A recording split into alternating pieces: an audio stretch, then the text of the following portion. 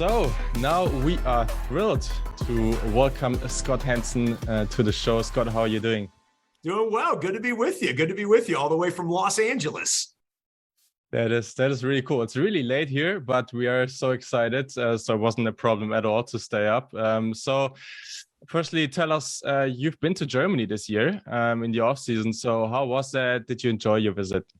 I did. I 100% enjoyed it. In fact, I spent my birthday in Germany as part of a little goodwill tour for the NFL, which is obviously sending over the Seahawks and the Buccaneers to play in the regular season. They wanted the RedZone guy that everybody, watches on Sundays in Germany to head on over and kind of meet with German fans, see some of the German cities, and get people fired up for the season. So, yeah, I was over there in the last week of June, got to Munich and Frankfurt, and then a couple of different places around Munich as well, just for tourism. And it was a great trip. Great to see the stadium as well. So it was fun. Yeah, I can imagine. I am from Munich, so I love the city as well. And can you tell us a little bit about NFL RedZone, obviously? What's the biggest positive thing about hosting the RedZone every Sunday? There's so much that's fun. There's so much that's challenging. I would say maybe the most challenging thing is one of the most fun things, and that is to maintain focus and intensity and enthusiasm throughout the entire 7 hours. For all the folks watching overseas, and especially in Germany, we don't go off the air until, well after midnight. What time do we finish there usually in Germany? It's got to be 1 o'clock in the morning. Yeah, exactly. You start at 7 p.m. at our time. Start at 7 p.m. Yeah. So here in Los Angeles, the games begin at 10 o'clock in the morning. And then we go off the air at 5 o'clock in the evening, Los Angeles time. But we'll have 8 or 9 games in the early window, and then maybe 3 games in the late window sometimes. And it feels kind of slow when you go from 8 games to 3 games. And so if 1 or 2 of those games is a blowout in the late window, it can be a little challenging to maintain the focus.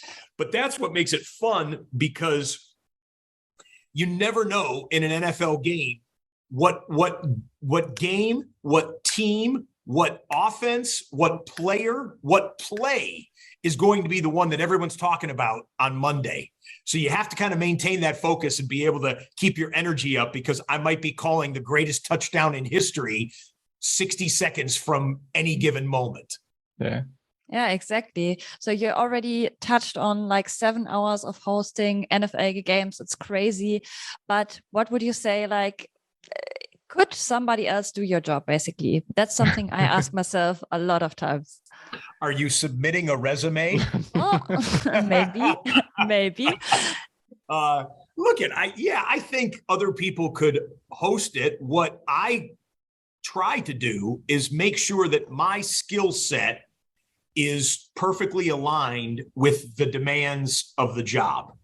And do they play, you might have your own version of it in Germany, but do they play Jeopardy, the game show over there on TV? Okay, no. There's a game show here in the United States called Jeopardy. It's a quiz show, right? Trivia and facts. And the host of that show for the longest time in the United States was Alex Trebek. And could other people host the show? Yeah, they could have asked the questions, and quizzed the players on the game show. But his skill set married so perfectly with the requirements of the job that Alex Trebek and Jeopardy kind of became synonymous. And that's what I hope is happening over the 13 years that I've hosted NFL RedZone. Hopefully the audience loves it, continues to love it, and hopefully my skills still meet the demands of the job. So before that, what actually led to you being the host, or was there maybe someone helping you, advising you to become the perfect person for that job? The funny thing, there's a little story about that. When I was named the host, and it was one of the first shows back in 2009, our first season on the air, and I called up my mom And I said, Mom, I've got this new show. And my mom doesn't really care about football. When I played football, she was always there at every game, but she doesn't really care about it otherwise. But I said, Mom, I got this show. You got to watch this show. It's going to be great. It's multitasking, following all these games. So she said, okay, great. I'm happy for. So she watched the show. I called her up after the show. I said, Mom, what'd you think? It's pretty cool, huh? She says, Scott, you act like I haven't seen you do this your whole life.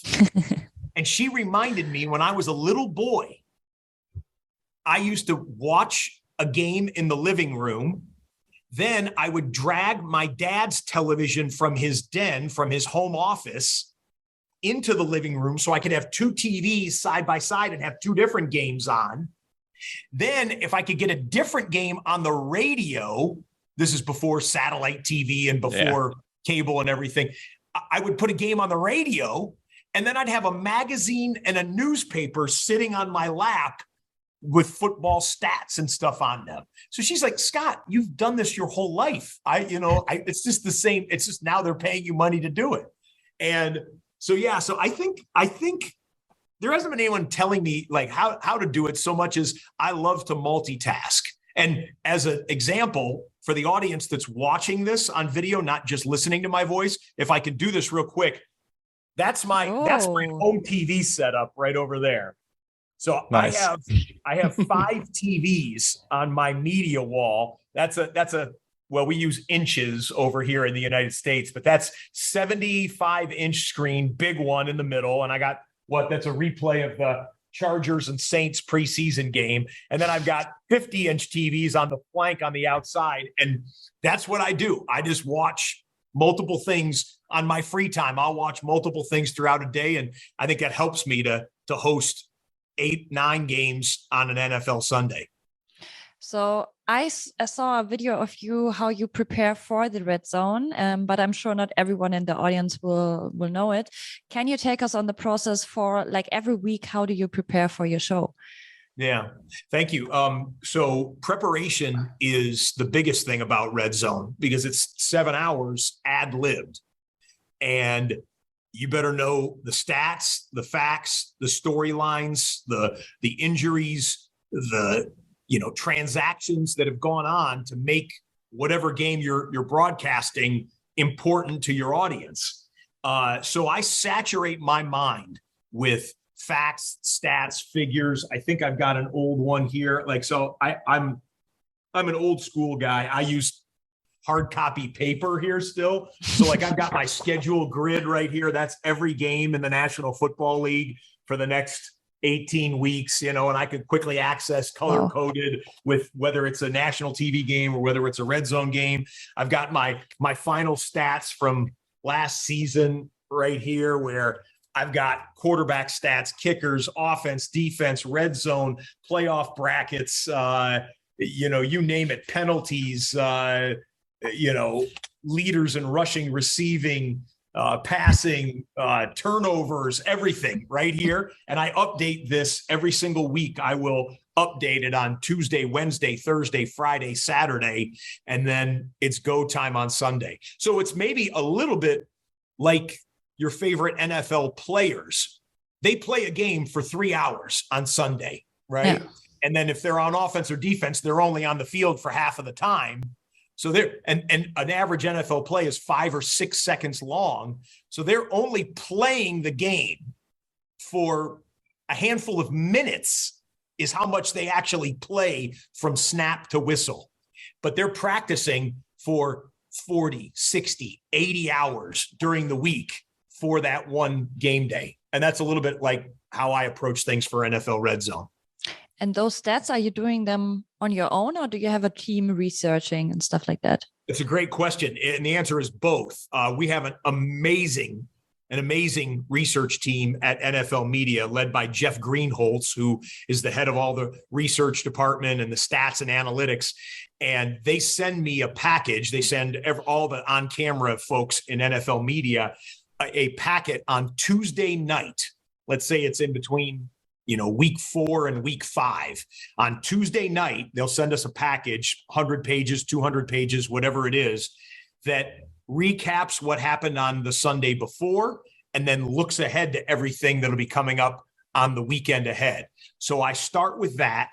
Then on Wednesday, I start making my own spreadsheets. I use Microsoft Excel and make my own spreadsheets for stats that I like, and kind of put those together and end up with my packet. And then on Fridays, I go through every individual game with any injury updates, any interesting quotes that the players or the coaches made leading into the game. And then Friday and Saturday, it's all just memorization. And then hopefully I have that instant recall on Sundays when whatever scenario calls for it, I can add to the enjoyment of the game. So, Scott, in 2022, we will have a game in Germany for the first time, which is really, really exciting. Can you talk to us about the potential challenges that like a broadcast team could have in taking actually broadcast overseas? Oh, well, the familiarity with the stadium would be the biggest thing for a broadcast team. And I'm talking about not just the people that are on camera or the voices that you hear, but the director, the producer, the technical director, the assistant director, all of the audio equipment, all of the camera operators, all the people that set all that up. And Allianz Arena, right, is what it's called, not stadium. I'm always tempted to say stadium. Allianz Arena. And am I pronouncing that correct? Right? Allianz Arena, yeah. Allianz Arena. I got a tour of Allianz Arena. The good folks at Bayern Munich gave me a tour in June when I was there. And it's an excellent, like, fine stadium. You guys know that, of course. But I think that the broadcast crew will find that stadium very conducive to broadcasting an NFL game. And once they get all the technical side up and running, it should look and sound a lot like every other NFL game. Maybe with the difference because the international audience cheers a little differently sometimes. Yeah. You guys got a few more of the horns, that you like, and a lot more of the scarves, the banners and things. Yeah. We don't see as many of that in the United States, but the on-field game will sound and look a whole lot on TV like any other good broadcast football game here in the US. So what are your thoughts about the NFL expanding to Germany, like when you first heard about it? Well, now, if you're saying expanding, like eventually having a franchise in Germany, which I'll never say never, the travel would be the issue for a team based in Germany.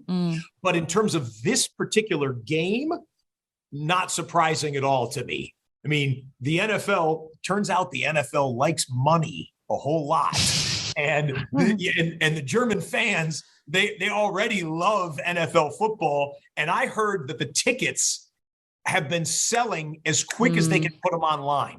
The first block of tickets was sold in 3 minutes, I was told, when they went online. That shows you that there are fans in Germany and then the surrounding European countries that will travel to Germany because they want to see Tom Brady in person. They want to see the Buccaneers and the Seahawks in person. They want to see an NFL football game in person. My guess, my expectation is this will be a big success for Germany and for the NFL. And it would not surprise me at all if after they have this success, that this becomes a regular occurrence in Germany the way it is in the UK. So something that's really interesting is that Tom Brady is the first quarterback to play in both, or in North America and Mexico, the UK, and now Germany, which is really, really cool. So is this kind of like a fitting end to what has been an incredible career? If he might end it at some point, I don't know when, but no, he told me that he's going to wait until they play a game in Antarctica. And then when they play a game in Antarctica, then he'll call it a career. So he's got another 10, 15 years, I think, before the NFL expands over there. But no, you guys, this shows how serious the NFL is about Germany and the German market. They're sending the greatest player we've ever had play our sport in what probably is going to be his last year, or certainly could be his last year. They're sending him over there to and the Buccaneers are a contender, a Super Bowl contender again this year. That shows a serious commitment and investment on the NFL's part to try and show Germany, the avid NFL fans and the casual German NFL fans, show Germany what the NFL, what pro-American football is all about. Yeah, it would be cool. Could we possibly see like a witching hour broadcast from Germany in the future? Oh, I would love it. I would love it. Now that would be challenging technologically. And simply because our control room and our studio here in Los Angeles is configured in such a precise way. And it's never been a traveling operation the way, Monday Night Football, Thursday Night Football, Sunday Night Football. Those broadcasts, they travel, and they're used to being, in Atlanta, in Seattle, in Miami, in Detroit, and they can move easily. NFL RedZone would be a tough broadcast to do remotely. But if we ever figure that out, put Germany on the list. I want to do one. And you can put me in a fishbowl. You can just put up a big piece of plexiglass and just have all the fans on the other side, and they can sit there and watch the whole show from behind the scenes. And we'll put up big screens for them. That would be amazing. Well, I'll tell you this. I think the Seahawks, I don't quote me on this, but I think if it's like what they do for the UK games, they put NFL RedZone on either before or after the London game. They'll put it on like in the parking lot for fans, just on TVs, not me physically there, of course, but I could see something like that. But if we could figure it out technologically, I'd love to do it. From Munchen, even if I could. So, with a beer in your hands. Well, I'd probably have to hold off on the beer until at the end of the show because the whole bathroom break thing. So, yeah. So, can you already tell us if you will be in Munich, or is it still a secret? Or well, no, I can tell you for this game, unfortunately, I will have to be in studio here in California. So I won't be in person, but I was thrilled to have my first Germany experience here in June of 2022. It was great. The German fans were awesome. They needed more air conditioning in the building we were in, but I learned that, and I know it was the hottest summer like in Germany's history or something like that. So we were sweaty, but we were talking football and we had a great time. And I hope to come back someday. Awesome. We are so happy that you came on the show and we spoke to you. And I think I can speak for every NFL fan. We love you here. We love your voice, and all the best for the new season. Oh, thank you both so very much. And to all the German fans out there, I know you have to stay up late, but trust me, Uncle Scott will make it worth it. Because we're going to get the Octobox and the Witching Hour all wrapped up in 7 hours of commercial-free football. Oh, I can't wait to say that for real. Yes. Thank you so much. See you guys. Thank you so much.